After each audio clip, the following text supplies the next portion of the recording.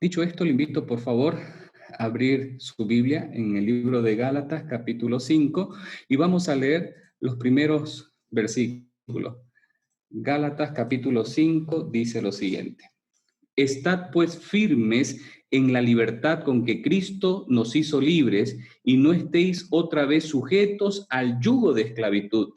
He aquí, yo, Pablo, os digo que si os circuncidáis, de nada os aprovechará Cristo.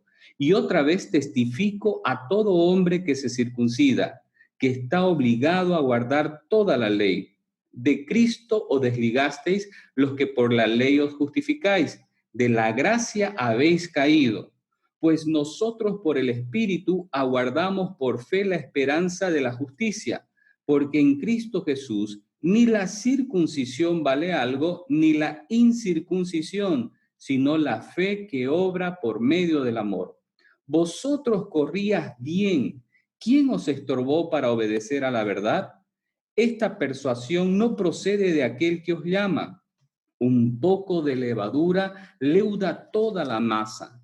Yo confío respecto de vosotros en el Señor, que no pensaréis de otro modo, mas el que os perturba llevará la sentencia, quien quiera que sea.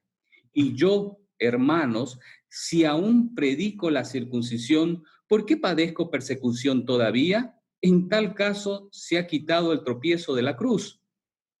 Ojalá se mutilasen los que os perturban, porque no, vosotros, hermanos, a libertad fuisteis llamados, solamente que no uséis la libertad como ocasión para la carne, sino servíos por amor los unos a los otros. Porque toda la ley en esta sola palabra se cumple: amarás a tu prójimo como a ti mismo. Pero si os mordéis y os coméis unos a otros, mirad que también no os consumáis unos a otros. Muy bien, hermanos, estamos ya entrando en una sección que es sumamente interesante y es la sección práctica del libro de Gálatas. Los primeros 4 capítulos han sido capítulos muy doctrinales y teológicos. Ahora vamos a aterrizar el concepto a la vida cotidiana, a la vida práctica. Y Pablo le está haciendo en esta sección, la sección práctica, pero una etapa de transición. Si nosotros miramos en esta etapa del capítulo 5 al capítulo 6, versículo 10, Pablo empieza la defensa de la libertad cristiana.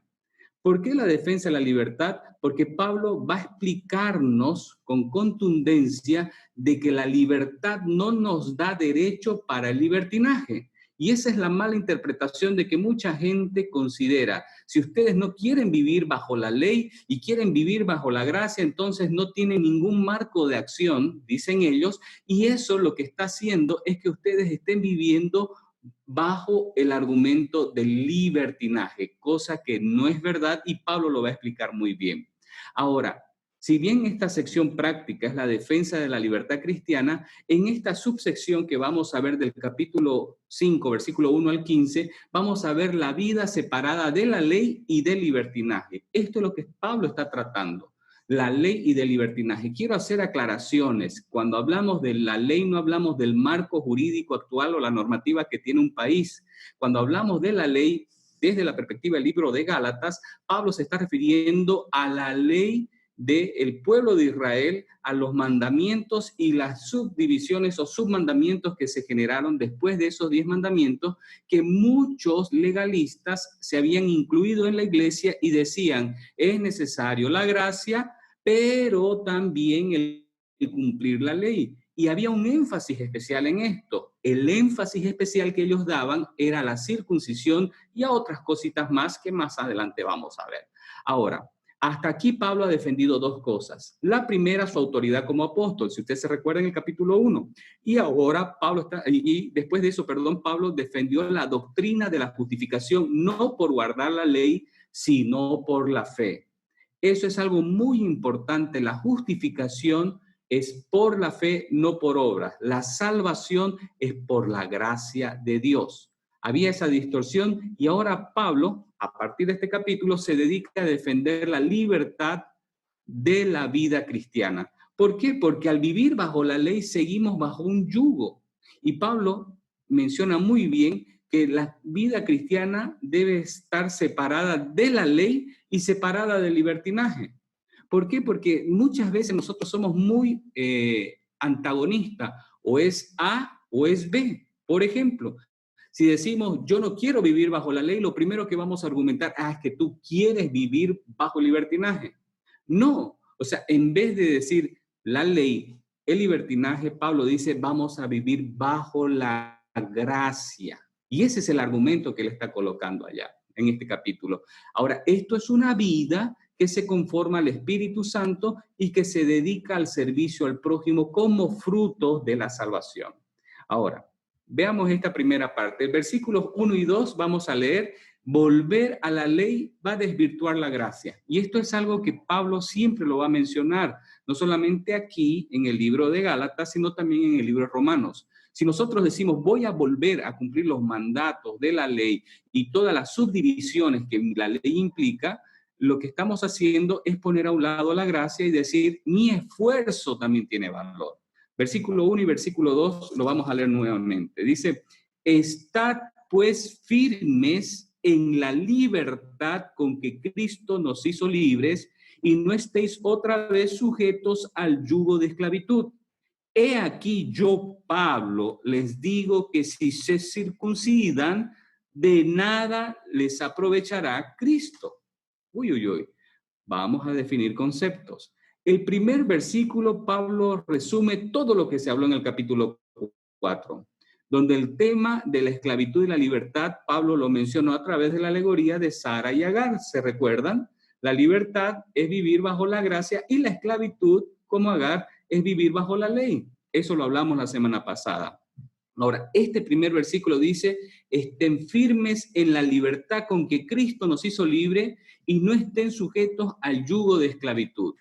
¿Qué viene a ser? Cristo nos hizo libre, en primer lugar, y es el gran libertador que nos sacó de la esclavitud. La pregunta es, ¿qué tipo de esclavitud? Nos ha sacado de la esclavitud del paganismo, y esta iglesia estaba corriendo el peligro de caer en la esclavitud de la ley mosaica otra vez. ¿Por qué? Porque la ley, si es que se toma a rajatabla, sin tomar en cuenta el espíritu de la ley, lo que hace es poner un yugo, un collar, un cepo muy grande en la persona que se somete a la ley antiguo testamentaria. Y eso era lo que Pablo estaba refiriendo en estos dos primeros versículos. Dice, versículo 2, he aquí yo, Pablo, les digo que se circuncidan, de nada les aprovechará Cristo. Pablo le estaba diciendo, si ustedes guardan la circuncisión que es antes de la ley, tenemos que recordar, pero que estaba normada para el pueblo de Israel. Recordemos que era la circuncisión, era el pacto de Dios con Abraham, y era a todo hijo varón que naciese se tenía que cortar el prepucio del pene, y eso serviría como una señal. O sea, pónganse un poquito. Cada vez que un niño judío estaba haciendo pis, que por lo menos hacía 2 o 3 veces al día, miraba algo distinto en su miembro que le recordaba un pacto con Dios. Esa es la parte práctica. Ahora, si yo coloco esto y digo, es necesaria la circuncisión como un requerimiento para la salvación, prácticamente ¿para qué sirve Cristo? Por eso dice, de nada aprovecha. Pablo se oponía fuertemente a la teología judaizante que insistía en que la circuncisión era necesaria para recibir la salvación. Esto lo vimos en Hechos capítulo 15. ¿Se acuerdan? Cuando se reunió la iglesia y tuvo el gran debate, ahí fue que la iglesia, los apóstoles y los líderes dijeron, ¿qué vamos a hacer con los no judíos que se convierten? Los circuncidamos, y el gran debate fue no pongamos una carga a ellos. Esa fue la resolución que se generó en Hechos capítulo 15. Cualquiera que fuera circuncidado por la razón de la salvación, no por un tema de cultura. O sea, quiero aclararle, no es que Pablo decía, ¿saben qué? La circuncisión no sirve. No, Pablo no estaba diciendo eso. Es más, recordemos que Pablo hizo circuncidar a Timoteo cuando estaba en la región de Galacia. Entonces, entendiendo esto, no es que Pablo se opusiera a la circuncisión como algo cultural y algo como parte de la tradición y de la historia y del pacto de Dios con Israel. Lo que Pablo se estaba oponiendo, y quiero aclararlo muy bien esto, es a la circuncisión como un elemento para la salvación, porque eso no es bíblico. La circuncisión no salva, es solo Cristo, su gracia, por medio de la fe.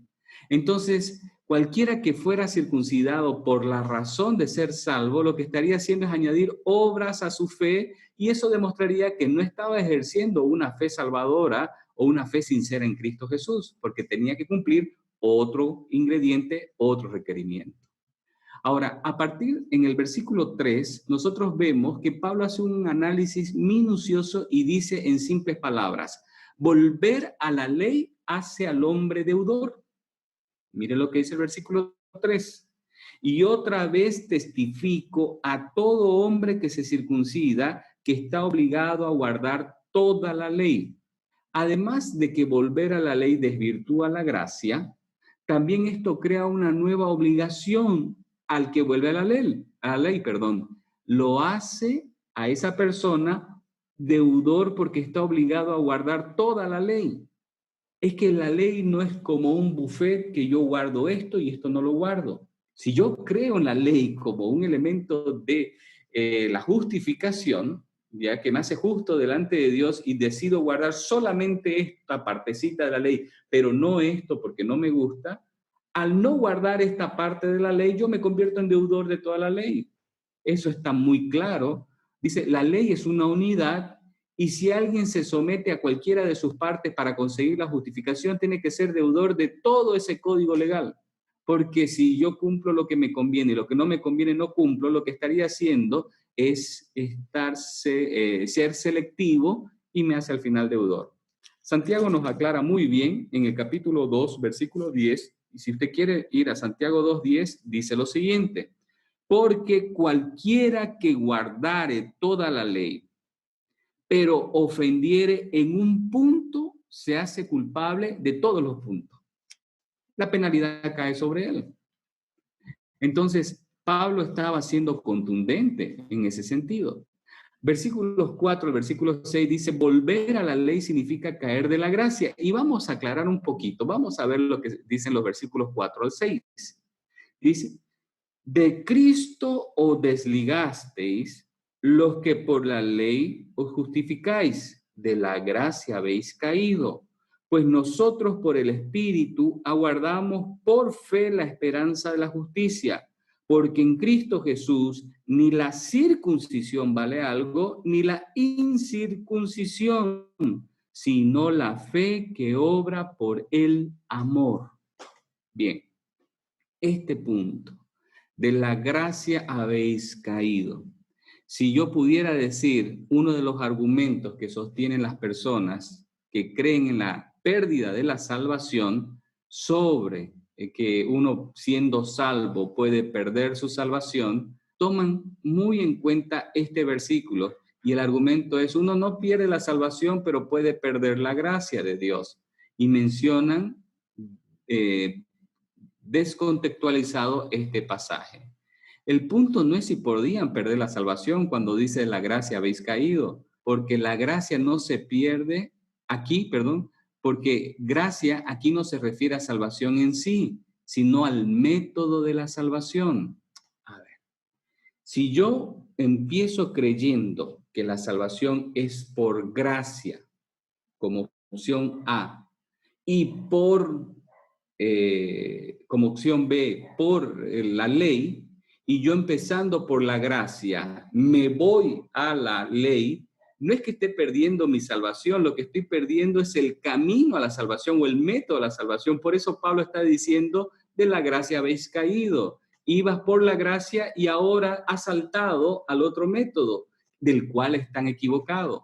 El hecho de que una persona salga del método de creencia para la salvación no significa que va a perder la salvación, sino que es el argumento por el cual cree que es salvo. Si yo, por ejemplo, ya creo que la salvación es por la gracia de Dios y me salto al otro argumento que es guardando la ley, entonces yo caí de la gracia, pero no es que perdí mi salvación, sino que caí del método del cual yo creía. Eso es lo que le está diciendo el apóstol Pablo. Para entenderlo mejor, los gálatas aceptaban la circuncisión como requisito para salvación. Si esto fuera verdad, estarían dejando el sistema de la gracia para sustituirlo por el sistema de la ley mosaica. No es que ellos hayan perdido la salvación, sino que sus creencias estaban erróneas y por eso habían caído de ese método. Ahora, Pablo insiste que en Cristo Jesús, versículo 6, porque en Cristo Jesús ni la circuncisión vale algo, ni la incircuncisión, sino la fe que obra por el amor. En Cristo Jesús es la verdadera esfera, es el verdadero lugar, es el verdadero ambiente, es la verdadera posición donde el creyente es salvo. Es en Cristo Jesús. ¿Y cómo llegamos a Cristo? Por la gracia de Dios, no por nuestras obras, no por nuestras decisiones. Y ahí dice, en Cristo Jesús, versículo 6, ni la incircuncisión vale algo, ni tampoco la circuncisión. O, Pablo está diciendo, no porque tú seas circuncidado o seas incircunciso, tienes más valor delante de Jesús, porque eso no vale. Lo que vale, que es, versículo 6, la fe genuina, la fe sincera, eso es lo que tiene valor. Ahora, ni la circuncisión ni la falta de ella tienen importancia. Es como que estuvieran haciendo un análisis por cosas irrelevantes. Y eso es lo que tenemos que entender. Si ambos no tienen valor, ¿qué es lo que tienen valor? La fe que genera el amor. Lo que verdaderamente importa es la fe que obra por el amor. Más adelante, en el versículo 13 y 14, Pablo vuelve a tocar este punto. Mire lo que dice el versículo 13. Porque vosotros, hermanos, a libertad fuiste llamados, solamente que no uséis la libertad como ocasión para la carne, sino servíos por amor los unos a los otros. La verdadera fe es una fe que genera servicio en amor. Versículo 14. Porque toda la ley en esta sola palabra se cumple. Amarás a tu prójimo como a ti mismo. Entonces Pablo está haciendo un hincapié muy grande. No es la circuncisión ni la falta de ella. Lo que es la fe genuina que nos lleva a Jesús por la gracia de Dios y no por las obras nuestras. Aunque la salvación se recibe por la fe sin necesidad de hacer buenas obras, la fe genuina se manifiesta hacia el exterior. Una fe genuina se manifiesta hacia el exterior y esos son los frutos que da el amor. Ahora, vamos a ver lo que dice Santiago, que complementa muy bien esto. Santiago capítulo 2, versículos 14 al 18. Mire lo que dice. Santiago 2, 14 al 18. Hermanos míos, ¿de qué aprovechará si alguno dice que tiene fe y no tiene obras? ¿Podrá la fe salvarle? Y si un hermano o una hermana están desnudos y tienen necesidad de mantenimiento de cada día, y alguno de vosotros les dice, id en paz, calentados y saciados, pero no les dais las cosas que son necesarias para el cuerpo, ¿de qué aprovecha? Así también la fe, si no tiene obras, es muerta en sí misma. Pero alguna dirá, tú tienes fe, yo tengo obras, muéstrame tu fe sin obras y yo te mostraré mi fe por obras. Tú crees que Dios es uno, bien lo haces, también los demonios creen y tiemblan. Wow. Seguiremos. El versículo 20 dice, ¿mas quieres saber, hombre vano, que la fe sin obras es muerta?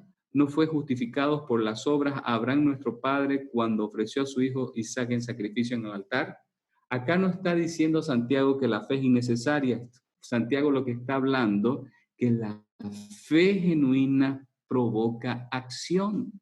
Y eso es lo que Pablo también está diciendo, que la fe que nos lleva a Cristo, ¿ya? Es una fe que obra por el amor. Así que, hermanos, nosotros somos salvos por gracia, por medio de la fe, y nuestras obras son el resultado, ¿ya? De una sincera fe, de una sincera salvación que Dios ha preparado de antemano. Estoy parafraseando Efesios 2, 8, 9 y 10. Ahora, entendiendo esto, la tercera sección de este pequeño pasaje, Pablo dice del versículo 7 al versículo 10 que volver a la ley impide el crecimiento del creyente. Aunque el creyente se la sepa de clean cola la ley, aunque la recite de memoria versículo tras versículo, principio tras principio, pero impide el crecimiento del creyente. Versículo 7 dice lo siguiente: ustedes corrían bien. ¿Quién les estorbó para no obedecer a la verdad? Versículo 8. Esta persuasión no procede de aquel que os llama. Un poco de levadura leuda toda la masa. Yo confío respecto de vosotros en el Señor, que no pensaréis de otro modo, más el que os perturba llevará la sentencia quien quiera que sea. ¡Wow! Pablo está diciendo, en primer lugar, utiliza en el versículo 7 una figura de lenguaje que él ha acostumbrado a utilizarla. Compara la experiencia cristiana con una carrera. Ya lo había hecho en 1 Corintios 9, 24 al 26 y en 2 Timoteo 4, capítulo 7. La expresión corrías bien. Pablo está diciendo, ustedes como un atleta en su vida cristiana iban bien. Pero ¿quién les estorbó para no obedecer a la verdad? Hubo un estorbo. Recordemos que ese que estorbó era el que estaba enseñando acerca de la salvación por medio de guardar la ley. Aunque eran muchos los falsos maestros que trataban de confundir a los hermanos en las iglesias de Galacia, el pronombre singular ¿quién? Indica que Pablo tenía en mente un líder de estos judaizantes. No dice quién es, sino quién. Él ya tenía en mente, al decir de esta manera, yo estoy creyendo quién es, que es una sola persona la que lo está guiando a todos y ustedes están siendo persuadidos. Por otro lado, los creyentes de Galacia habían dejado de obedecer la verdad.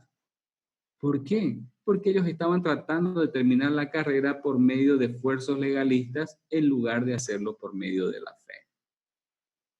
Ahora, esta distracción, Pablo dice claramente, versículo 7, les estorbó para no obedecer a la verdad.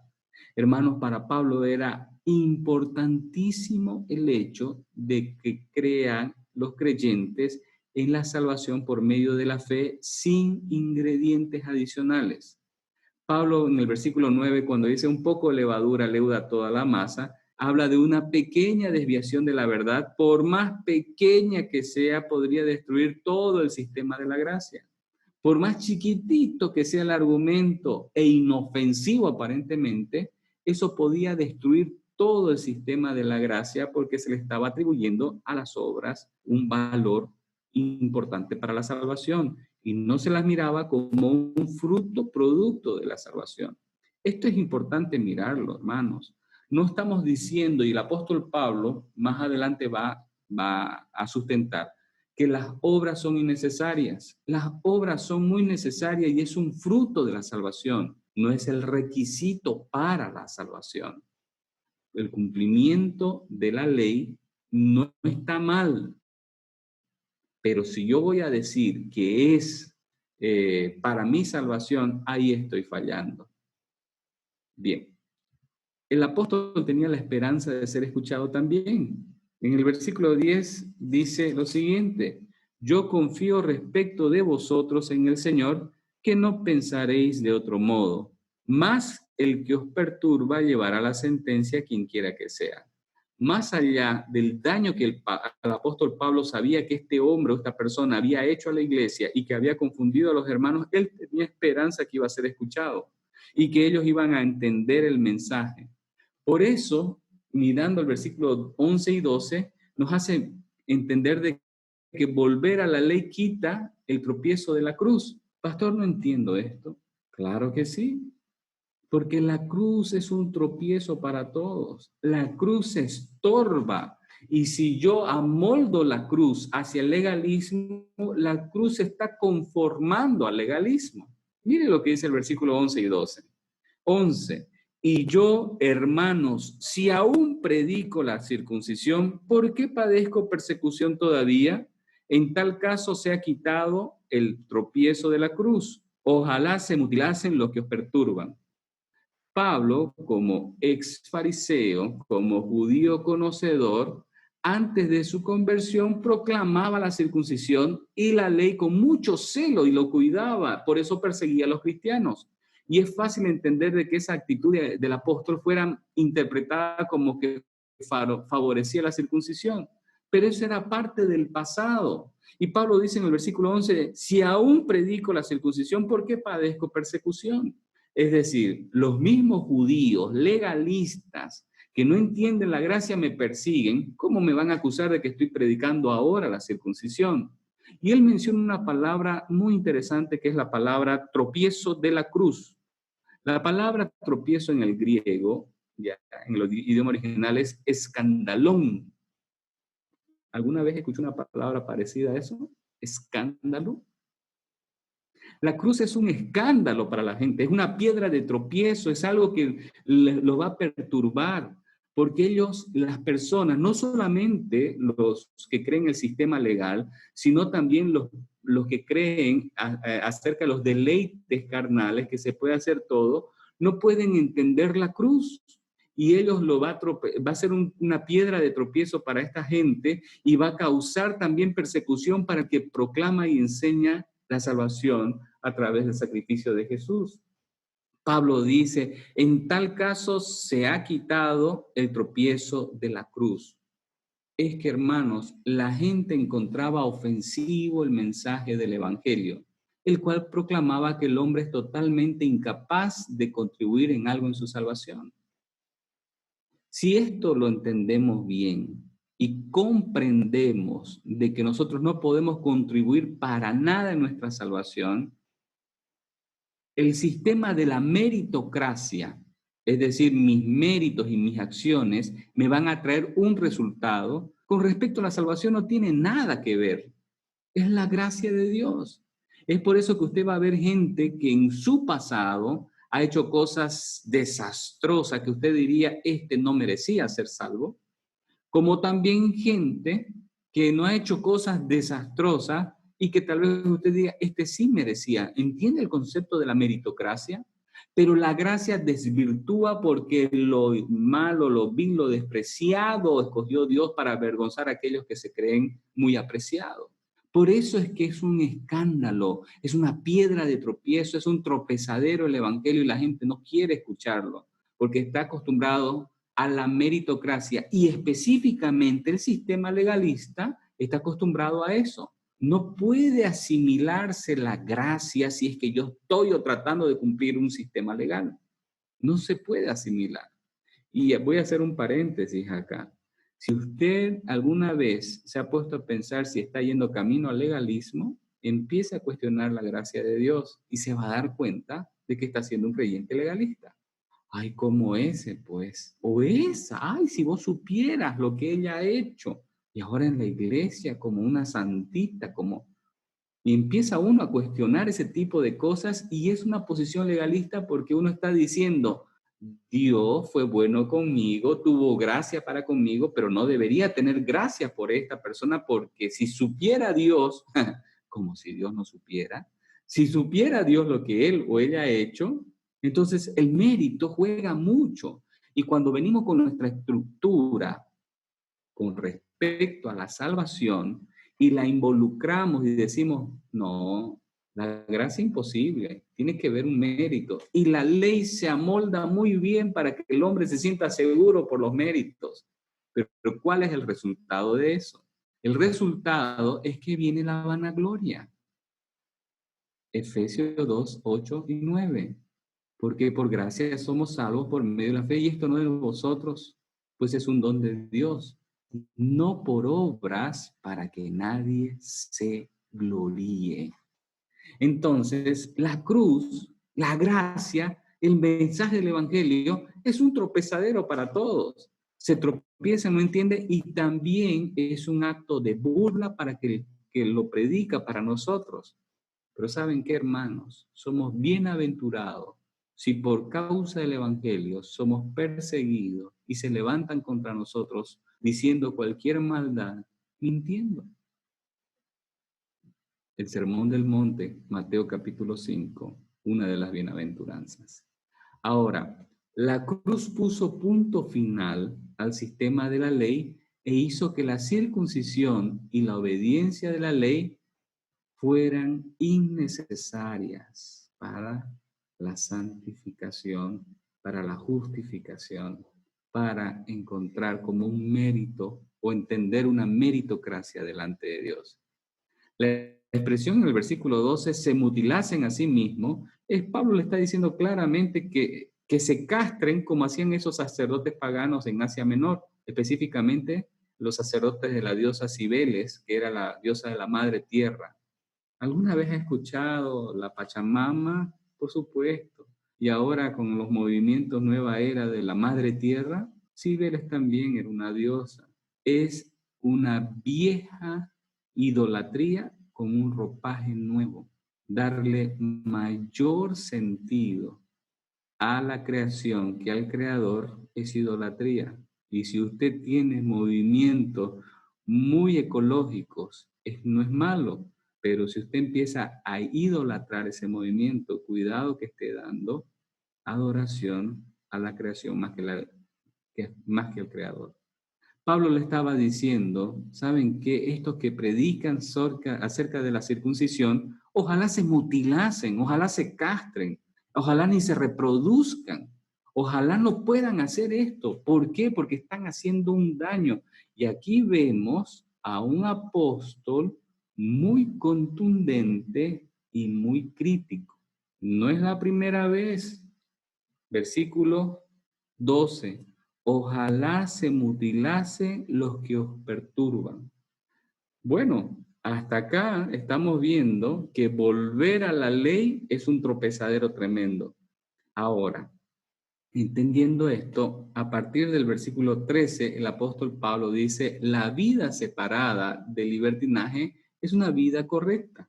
Y la vida tiene que estar separada del libertinaje. Y aquí empieza algo mucho más práctico. Versículos 13 al versículo 15 dice, porque vosotros, hermanos, a libertad fuiste llamados, solamente que no uséis la libertad como ocasión para la carne, sino servíos por amor los unos a los otros. Porque toda la ley en esta sola palabra se cumple. Amarás a tu prójimo como a ti mismo. Pero si os mordéis y os coméis unos a otros, mira que también no os consumáis unos a otros. El primer versículo de este capítulo, si usted se recuerda, Pablo habla de la libertad cristiana y advierte a los gálatas contra el peligro de recaer en la esclavitud. ¿Se acuerdan qué esclavitud era? La esclavitud del pecado. Ahora, Pablo de nuevo recuerda a los creyentes que tienen libertad en Cristo y que eviten caer en el libertinaje.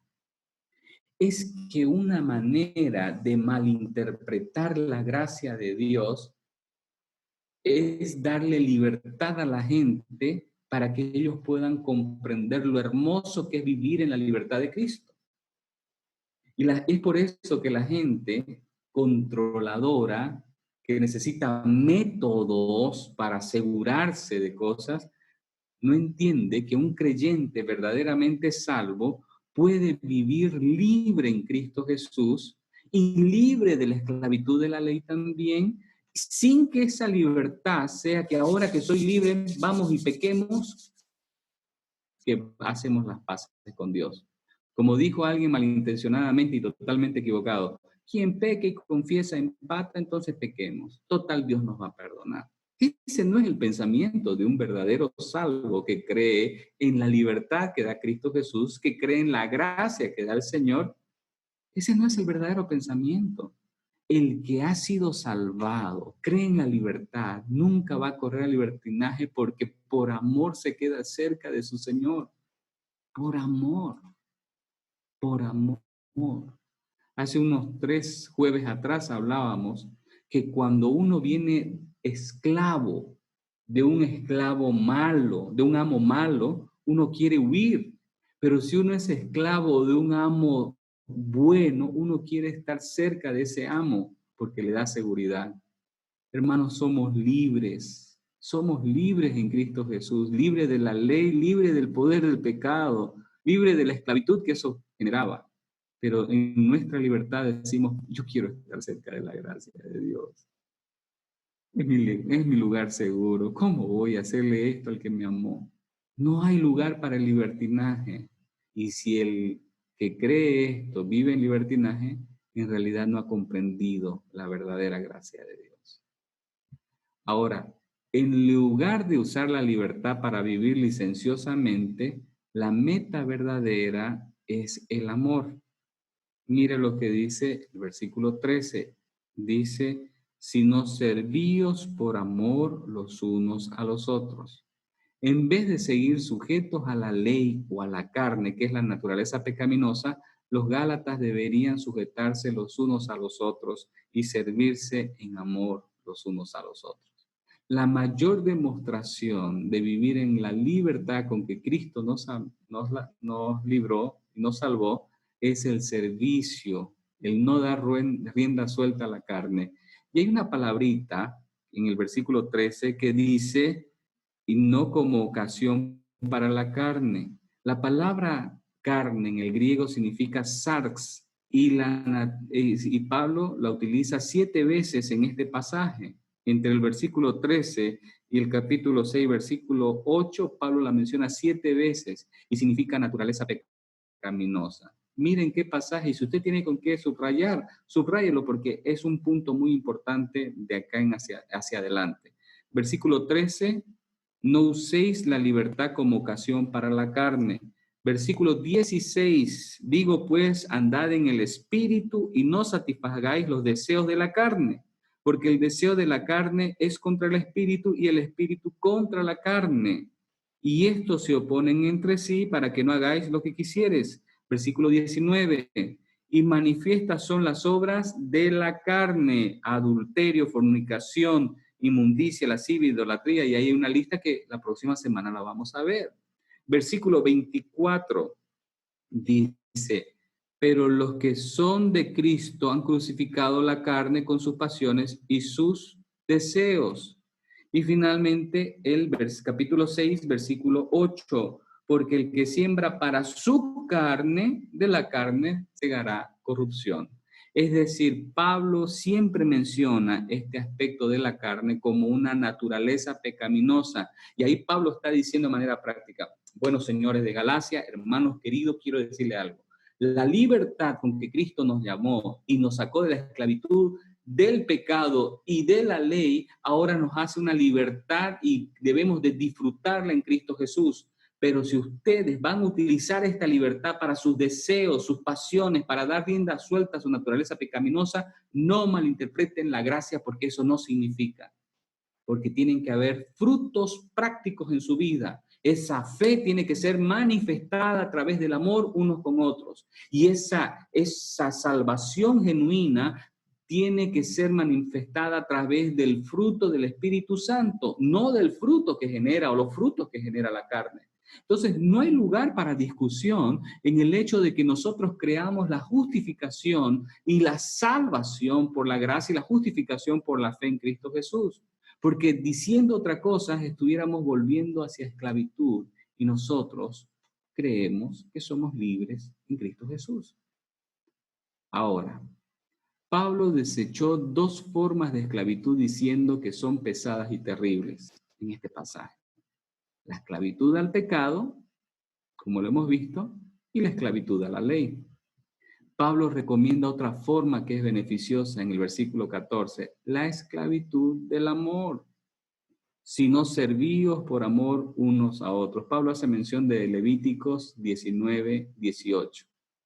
Ahora, entendiendo esto, Jesús también afirmó exactamente la misma verdad. En Mateo 22, 39 y Lucas 10, 25 al 28, Jesús dice exactamente lo mismo, que debemos de servirnos por amor los unos a los otros. pero Pablo también quería demostrar que el amor cristiano es el cumplimiento y obediencia de la ley.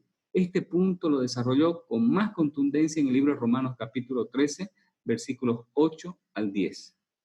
Cuando usted tenga tiempo pueda leer Romanos 13, 8 al 10. Ahora, los seguidores de los legalistas y aquellos que se mantenían firmes estaban mordiéndose y comiéndose unos a otros. Esa es la expresión. Versículo 15. Pero si os mordéis y os coméis unos a otros, mirad también que no se consumáis.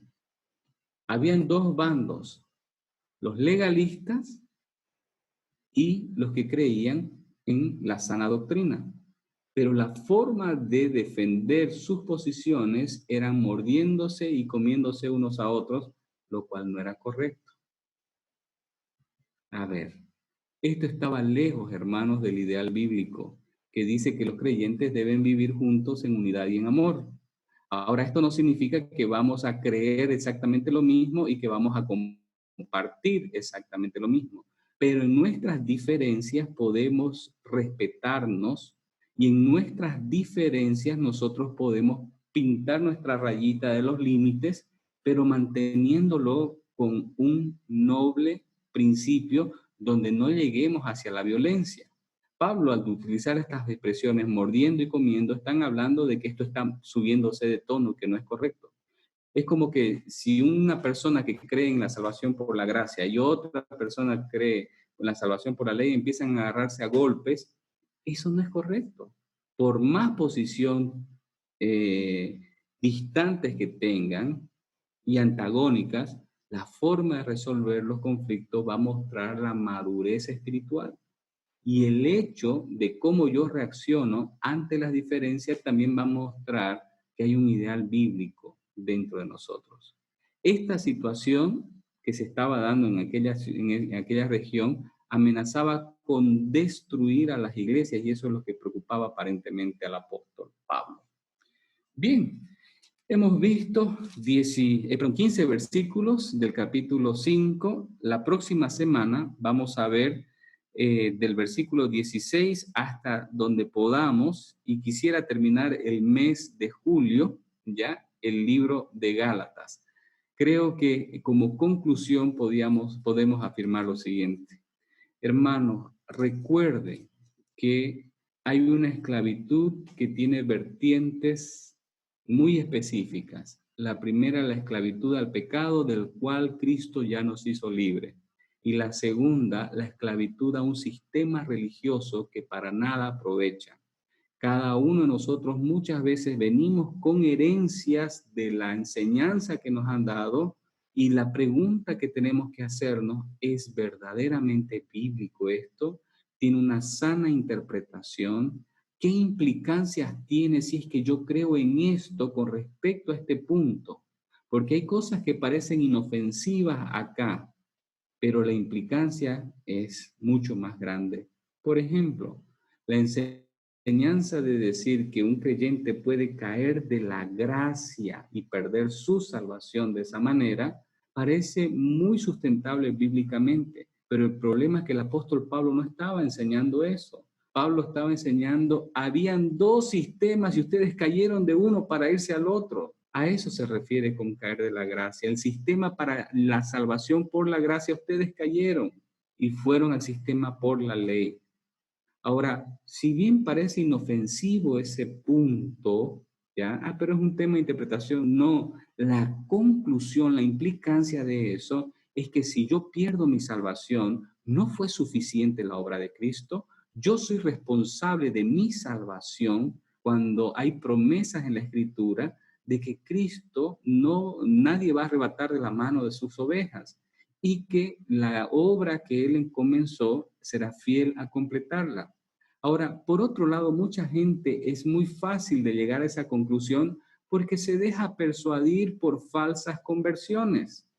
No porque una persona repita una oración y diga sí creo con una noche muy emocional y que tome una decisión entre comillas y al otro día no quiera ni saber del evangelio y uno tiene que llorarle y rogarle para que puedan conocer el evangelio, no ha comprendido nada, no ha tenido un encuentro sincero.